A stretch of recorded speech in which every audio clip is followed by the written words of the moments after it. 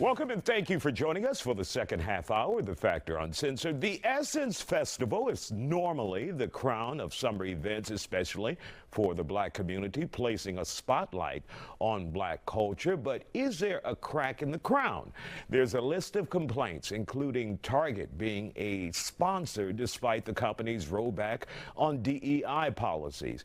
People are also upset about some of the musical acts. Lauryn Hill reportedly did not hit the stage until 2:30 in the morning, playing to a nearly empty Caesars Superdome. Some fans are asking if Essence Fest has lost the plot and tarnished its legacy. Joining us to talk about it, comedian and radio veteran Nate Todd Smith, CEO of Regal Media, radio personality KG Smooth, publicist Brigitte Waugh, and Sherry Hendrinos, owner of Boost Marketing, also into public relations and crisis intervention. So, KG, you just got off the plane. Literally. From New Orleans, from the Essence Fest. What was it like? Because when we see many of the videos, some of the venues appear to be empty. The city just didn't look like it had. It didn't feel the same. It didn't feel the same. It didn't look the same, but it definitely didn't feel the same. And a lot of what the people were saying is because of the new leadership. I was there at the convention center Saturday, prime time, 3 a.m. Saturday afternoon. Normally that place is wall to wall. It was like a ghost town. I was shocked. I was really shocked. And so I don't know. Some folks are saying the acts.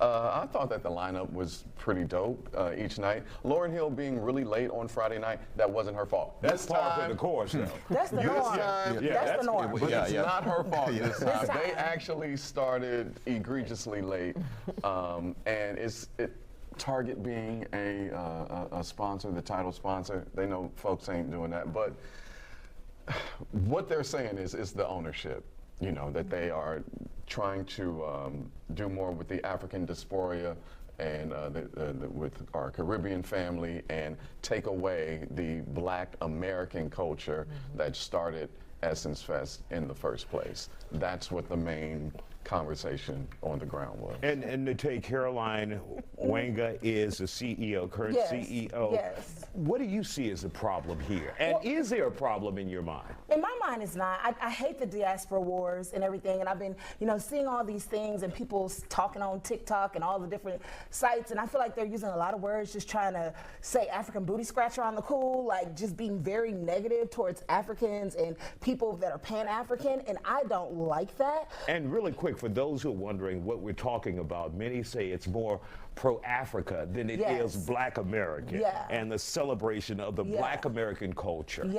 I mean, the lineup is pretty much all black American, and I mean, if Essence was up for sale, like a black American could have purchased it as well. So I think sometimes when things aren't working out or you're being evolving or, just change. Essence started in 1970.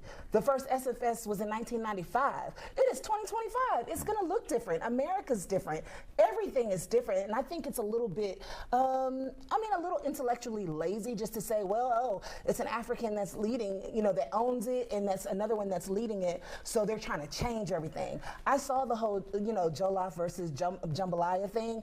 When people always ask me growing up, what is jollof rice like? I would always say it's kind of like jambalaya, because I think everybody eats beans and rice. We season it a little differently, but I think there's a lot of ways to be together than separate. I think that's just a lazy intellectual argument. I think that they could have named it something else, like the taste of the diaspora or something like that. But to make it like, they named it the Battle of Jollof, which was very big on the graphic, versus jambalaya in this small-ass font. But was that one thing? Was that one thing out of 3 days? You know what I mean? Sure, At the Superdome, that was one thing. Yeah, that was one thing. And there's so many different activations. There were so many different acts.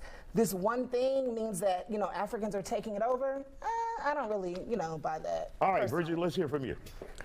I saw different things as I was looking at, doing my own research, and it looked like it's a matter of opinion. Some people say they had a great time. Some people said that, it sucked. And the main thing that everyone said, though, is that Target, being the title sponsor, was a problem for them because we're boycotting Target. And a lot of people on TikTok and Instagram were like, you know, hashtag boycott Target, and how that wasn't right, because it's like, they connected it to Caroline because it's like she used to be the head of DEI at Target, and then now they're the title sponsor at Essence. That's for the culture, which is for Black Americans, if you will. And it's been a long time that there's been this confrontation, let's say, you know, with Black Americans and with actual Africans, because it's always been said that Africans don't like Black Americans because we're lazy or, you know, different things of that nature. So it just depends. I think part of that comes from that underlying current that's still there against, you know, with Black Americans and Africans as a whole. So I hate that they're disparaging us with that. We'll continue in just a second, Bridget. We'll be right back with our guest.